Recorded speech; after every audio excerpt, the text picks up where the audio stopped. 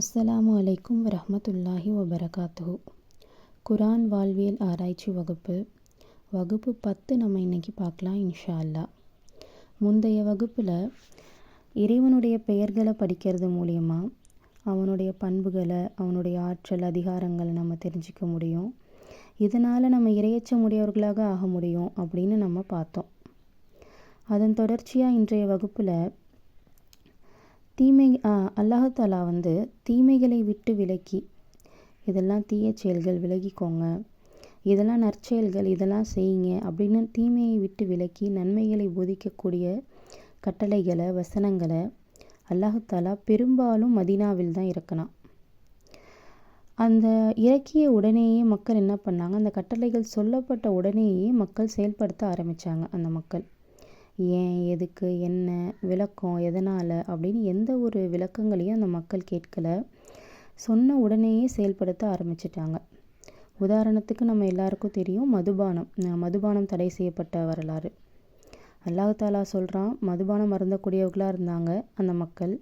அல்லாஹ் சொல்கிறான், இது ஷைத்தானுடைய செயல், இதை தவிர்த்துக்குங்க அப்படின்னு சொன்ன உடனேயே அவங்கக்கிட்ட இருந்த அவ்வளவு மதுக்களையும் தூக்கிட்டு வந்து வீதியில் கொட்டின அந்த வரலாறு நமக்கு தெரியும். சொன்ன உடனேயே அதை செயல்படுத்திட்டாங்க. இப்போ அப்படி முடியுமா அப்படின்னு கேட்டால் அது பெரிய கொஷின் மார்க் தான். இப்போ நம்ம ஒரு தீமைகளை தடுக்கணும் அப்படின்னா நம்ம அது நிறைய பேச வேண்டியது இருக்குது மக்கள்கிட்ட. அதனுடைய தீமைகளை எடுத்து சொல்ல வேண்டியது இருக்குது. இதனால் இந்த மாதிரியெல்லாம் ஆயிருக்கு அப்படின்னு உதாரணங்கள் சொல்ல வேண்டியது இருக்குது. ரொம்ப மெனக்கட வேண்டியது இருக்குது. அவங்கள அப்படியெல்லாம் கன்வின்ஸ் பண்ணி தான் அதை ஒத்துக்க வைக்க வேண்டியதாக இருக்குது. அப்படி இருந்தும் அவங்க அதை கைவிடுறாங்களா, ஏதாவது தீமைகளை கைவிடுறாங்களா அப்படி அதோட ரிசல்ட்ஸ் எப்படி இருக்குன்னு பார்த்தா ரொம்ப கம்மியான பேர் தான் அதை திருத்திக்கிறாங்க. மேக்ஸிமம் நம்பர்ஸ் அதை தெரிஞ்சிருந்தாலும் அதை தப்புன்னு தெரிஞ்சிருந்தாலும் சரி செஞ்சுக்கிறது இல்லை. சரி, ஏன் அப்படி, எதனால் அந்த மக்கள், மதீனா மக்கள் சொல்லப்பட்ட உடனேயே செயல்படுத்தினாங்க. நம்ம ஒரு தீமையை தடுக்கணுன்னா ரொம்ப மெனக்கட வேண்டியது இருக்கே, சொன்ன உடனே செய்ய மாட்டேங்கிறாங்களே ஏன் அப்படின்னு கேட்டால், மதீனாவில் வசனங்கள் இறங்குறதுக்கு முன்னாடி ரசூல்லா மக்காவில் தான் 13 ஆண்டுகள் வாழ்ந்தாங்க இல்லையா. அப்போ அந்த மக்காவில் இறங்கிய 13 ஆண்டுகால வசனங்கள், இறைவன்றிருந்து வந்த வஹியெல்லாம் எதை பற்றி இருந்துச்சு அப்படின்னு கேட்டால், அல்லாஹ்வை பற்றிய வசனங்களை தான் இறக்கி வச்சிருக்கிறான். அவனுடைய பண்புகளை, ஆற்றல்களை, திறமைகளை, அவனுடைய கண்ணியத்தை, மகத்துவத்தை, அச்சத்தை, அவன் மீதான எதிர்பார்ப்பு, இதை மாதிரி இறைவன் இப்படிப்பட்டவன், இறைவன் இப்படிப்பட்டவன்ப்பா, இறைவன் இப்படிப்பட்டவன் அப்படின்னு சொல்லி இறைவனுடைய பண்புகளையே இறக்கி வச்சு அந்த 13 ஆண்டு காலம் அந்த மக்கள் மனதில் அல்லாஹ் நல்லா பதிய வைக்கிறான். அப்படி இறைவனை பற்றிய எண்ணம், உணர்வு அந்த மனதில் அல்லாஹ் முழுமையாக வச்சிட்டான். அவங்களுடைய மனதில் முழுமையாக இருக்குது. அப்படி இருக்கும்போது ஒரு கட்டளை இறைவன்கிட்ட இருந்து அப்படிப்பட்ட ஒரு இறைவன்கிட்ட வருதா அப்படின்னு சொல்லி மகத்தான என் இறைவன்கிட்ட எனக்கு நன்மை நினைக்கக்கூடிய, என்னை மன்னிக்கக்கூடிய, எனக்கு நல்லது நினைக்கக்கூடிய இறைவன்கிட்ட இருந்து வருதா, அப்போ இது கண்டிப்பாக நல்லதாக தான் இருக்கும் அப்படின்னு சொல்லி வந்த உடனே அவங்க செயல்படுத்த ஆரம்பிக்கிறாங்க. அதில் எந்த ஒரு செகண்ட் தாட்ஸுமே இல்லாமல் அவங்க செயல்படுத்துகிறாங்க. இதுக்கு முன்னாடியே கூட நம்ம இதை பற்றி பார்த்துருப்போம். முந்தைய வகுப்புகளில் சொல் யாருக்கிட்ட இருந்து வந்துச்சு அப்படின்னு நம்ம பார்க்கணும். அதை பொறுத்து அதற்கான வெயிட், அதுக்கான மதிப்பை நம்ம கொடுப்போம்னு பார்த்துருக்கோம். அதே போல் தான், அதே தான் இங்கேயும். இது இறைவன்கிட்ட இருந்து வந்திருக்கு அப்படின்னு அவங்களுக்கு தெரிஞ்சவனே ஃபாலோ பண்ணுறாங்க. உதாரணத்துக்கு பத்ர் போர் கூட நமக்கு தெரியும். எதிரிகள் மிக அதிகமான எண்ணிக்கையில் இருந்தாங்க. நம்ம இறை நம்பிக்கையாளர்கள் ரொம்ப குறைஞ்ச எண்ணிக்கையில் இருந்தாங்க. அவங்களோட போட்டி போடுறது எவ்வளோ ஒரு கடினங்கிறது அந்த போரில் கலந்துக்க போகிறவங்களுக்கே தெரியணும். ஆனால் அவங்க அப்படியெல்லாம் யோசிக்கல. நாங்கள் வரோம் அப்படின்னு முன் வந்தாங்க. ஏன், அந்த ஈமான் உறுதி அவங்களுக்கு எப்படி கிடச்சிச்சு அப்படின்னு கேட்டால், அல்லாஹ் இறைவனை பற்றிய அச்சத்தை, இறைவனை பற்றிய நினைவை அவங்களுக்கு நல்லா ஒரு பேஸ்மெண்ட்டாக கொடுத்துட்டான். அதனால் அல்லாஹ் மேலே பாரத்தை போட்டுட்டு, அல்லாஹ் மேலே தவக்கல் வச்சு, என் ரப்பு இருக்கான், எனக்கு நிச்சயமாக உதவி செய்வான், இறைவன் மீது அந்த முழு ஈமானிய உறுதியோடு போகிறாங்க.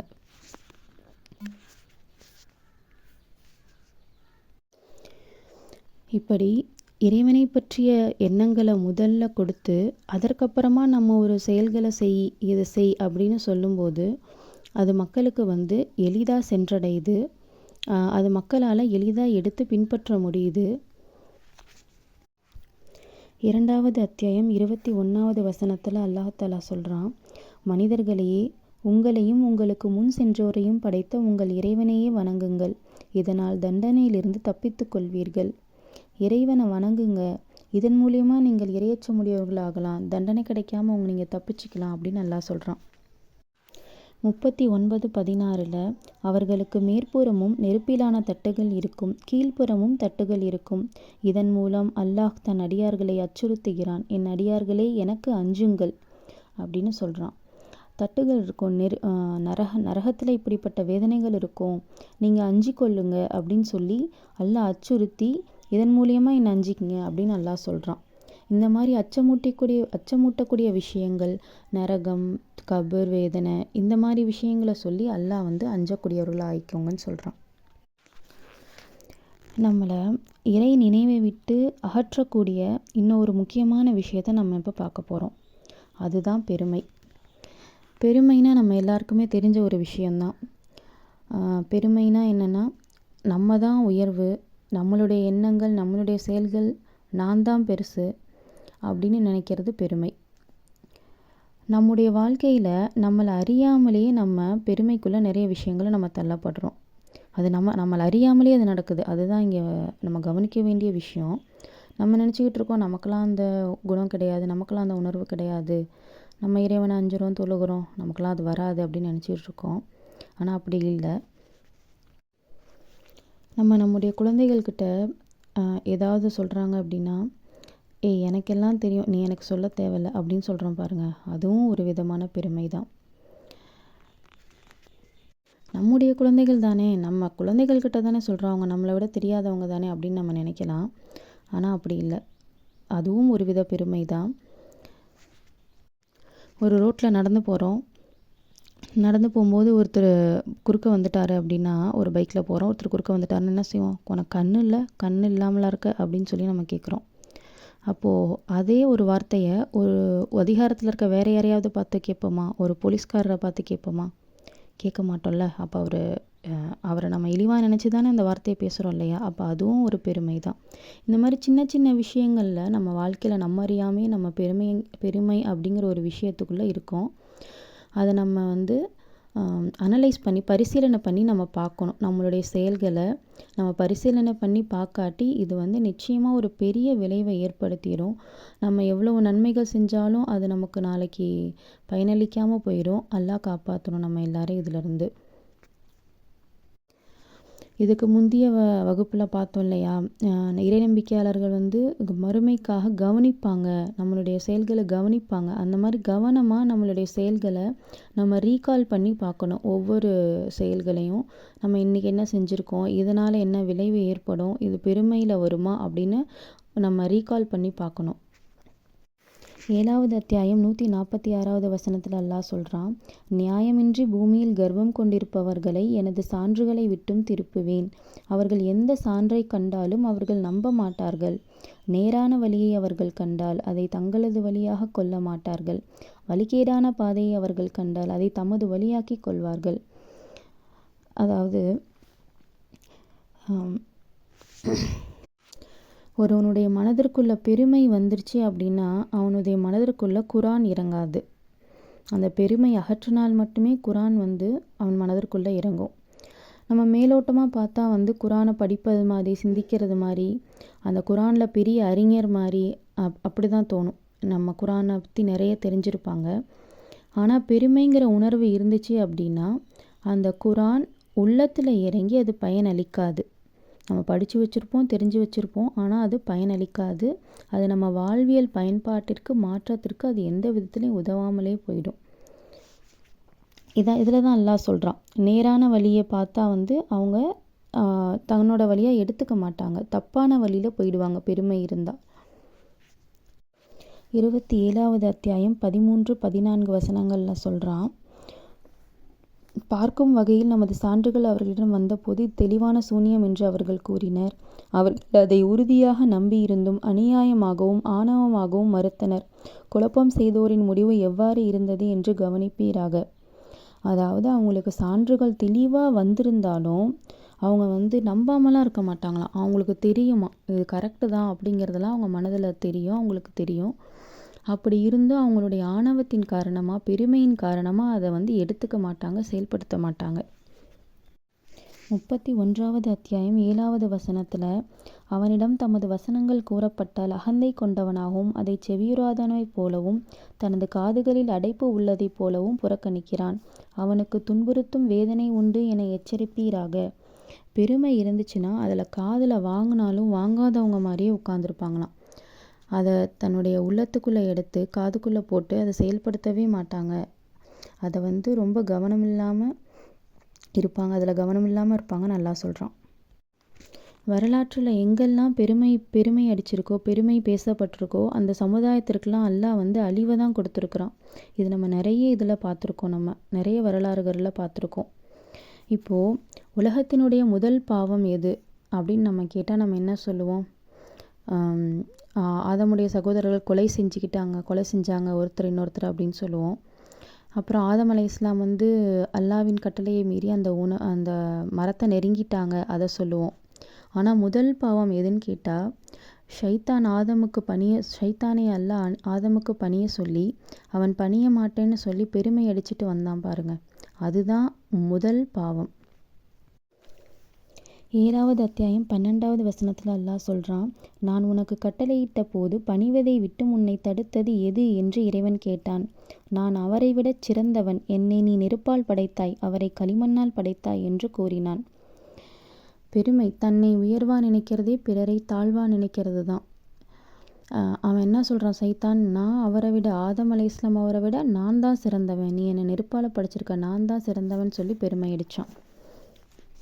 அதனால் இறைவனுடைய சாபத்திற்கு உள்ளானான். அதனால் பெருமைங்கிற விஷயத்தை நம்ம சாதாரணமாக நினச்சிடக்கூடாது. நம்ம உள்ளத்தில் பெருமை அந்த எண்ணம் வரும்போதே அது பிறரை இழிவாக நினைக்கிறோங்கிறதுல நம்ம கவனமாக இருக்கணும். அதை நம்ம பரிசீலனை பண்ணி அதை நம்ம மாற்றிக்கணும். இன்னொன்று, பெருமைங்கிறது உண்மையை மறுப்பது அப்படின்னு ரசூல்லா சொல்லியிருக்கிறாங்க. நான் தான் பெருசு, என்னையை விட உண்மை கூட பெருசு கிடையாது அப்படின்னு நினைக்கிறது.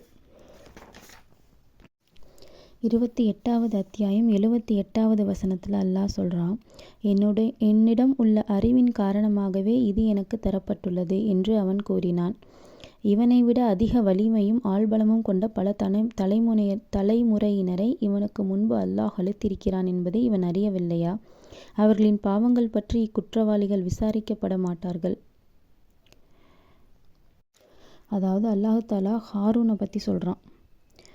ஹாரூன் அவன்கிட்ட அவ்வளோ ஒரு பொருளாதாரத்தை அல்லாஹ் கொடுத்துருந்தான். அவனுடைய பொருளாதாரம் எப்படிப்பட்டதுன்னா, அவனுடைய அந்த பொருளாதாரத்தெல்லாம் அந்த கஜானாவெல்லாம் பூட்டி அதனுடைய சாவிகளை சுமக்கிறதுக்கே ஒரு கூட்டம் வேணுமா. அப்போ அந்த பொருளாதாரத்தை சுமக்கிறதுக்கு கூட்டம் இல்லை, அதனுடைய சாவிகளை சுமக்கிறதுக்கான கூட்டமாக. அப்போ அவன்கிட்ட எவ்வளோ ஒரு பொருளாதாரம் இருந்திருக்கும். அந்த பொருளாதாரத்தெல்லாம் அல்லாஹ் மக்கள் கேட்டாங்க, எங்களுக்கு உதவி செய்யுங்க, கஷ்டத்தில் இருக்கோன்னு கேட்கும்போது, இது என்கிட்ட இருந்து அல்லாஹ் தானே கொடுங்கன்னு சொல்லும்போது, இது என்கிட்ட இருந்த அறிவின் காரணமாக தான் எனக்கு இதெல்லாம் கிடச்சிச்சு அப்படின்னு அவங்க பெருமை அடிக்கிறாங்க. அவங்களுடைய பொருளாதாரத்தினாலையும் அவங்களுடைய அறிவை கொண்டும் அவங்க பெருமை அடிக்கிறாங்க. அப்போ அல்லாஹ் சொல்கிறான், இதற்கு முன்னாடி எவ்வளவோ வலிமையானவங்களெல்லாம் நான் அழிச்சிருக்கேன்னு சொல்கிறான். எந்த இடத்துல பெருமை பேசப்பட்டிருக்கோ அந்த சமூகத்திற்கு அல்லாஹ் அழிவையே பரிசாக கொடுத்துருக்குறான். 41வது அத்தியாயம் 16வது வசனத்தில், எனவே இவ்வுலக வாழ்க்கையிலேயே இழிந்த வேதனையை அவர்களுக்கு சுவைக்கச் செய்வதற்காக கெட்ட நாட்களில் அவர்கள் மீது கடும் புயல் காற்றை அனுப்பினோம். மறுமை வேதனை இதைவிட மிகவும் இழிவுபடுத்துவது, அவர்கள் உதவி செய்யப்பட மாட்டார்கள். சமுதாயத்திற்கு நேர்வழி காட்டினோம், அவர்கள் நேர்வழியை விட குருட்டு வழியை விரும்பினார்கள். எனவே அவர்கள் தீமை சம்பாதித்ததன் காரணமாக இடிமுழக்கம் எனும் இழிவான வேதனை அவர்களை தாக்கியது. அதாவது ஆது சமுதாயத்தை பற்றி எல்லாம் சொல்கிறான். அவங்களுக்கு மலைகளை குடைந்து அதில் வாழக்கூடிய அந்த ஒரு வலிமையை அல்லாஹ் கொடுத்துருந்தான். அவங்களே அவங்களுடைய கைகளால் அதை அந்த மலைகளை குடைந்து செய்யக்கூடிய அந்த வலிமையை அல்லாஹ் தஆலா அந்த சமுதாயத்திற்கு கொடுத்துருந்தான். அவங்க எங்களை விட வலிமை மிக்கவர் யார்? 15வது வசனத்தில் அப்படி கேட்குறாங்க. எங்களை விட வலிமை மிக்கவர் யார்? நாங்கள் தான் ரொம்ப பலசாலி அப்படின்னு பெருமை அடிச்சுக்கிட்டாங்க. அல்லாஹ் அந்த சமுதாயத்தை கடும் புயல் காற்றை அனுப்பி அழிச்சிருக்கான். அதனால் அறிவை கொண்டோ பொருளாதாரத்தை கொண்டோ வலிமையை கொண்டோ எதை கொண்டுமே நம்ம பெருமையை நம்ம சொந்தம் கொண்டாட முடியாது. பெருமைங்கிறது இறைவனுக்கு சொந்தமானது. அதனால் நம்மளுடைய செயல்களால் நம்மளுடைய செயல்களை பரிசீலித்து அதில் ரொம்ப கவனமாக நம்மளுடைய செயல்களை பரிசீலித்து நம்ம இந்த பெருமைங்கிற விஷயத்துலேருந்து பாதுகாப்பு தேடணும் இறைவன்கிட்ட. ஏன்னா நம்மளுடைய சிந்தனைகள் தான் நம்மளுடைய வாழ்க்கையை பெரிய அளவில் மாற்றக்கூடியது. நம்மக்கிட்ட அந்த சிந்தனைகள் அந்த பெருமை உணர்வு இல்லைன்னு சொல்லிடக்கூடாது. சொல்லி அதை யாரும் தட்டி கழிச்சிடக்கூடாது. ரொம்ப கவனமாக நம்ம அதை கையாண்டு அதை பரிசீலித்து பார்த்து இறைவன்கிட்ட பாதுகாப்பு தேடணும் இன்ஷா அல்லாஹ். அஸ்ஸலாமு அலைக்கும் வரஹ்மத்துல்லாஹி வபரகாத்துஹு.